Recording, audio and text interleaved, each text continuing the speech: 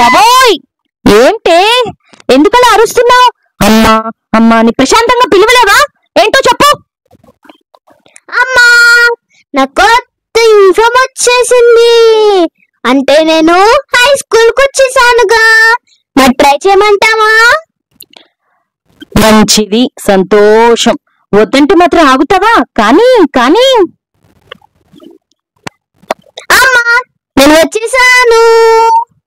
నా కొత్త చుడిదార్ నాకు చాలా నచ్చేసిందమ్మా.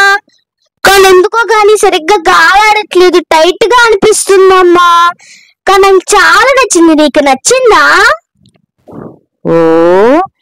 ఓహో బాగుంది నాన్న, చాలా బాగుంది.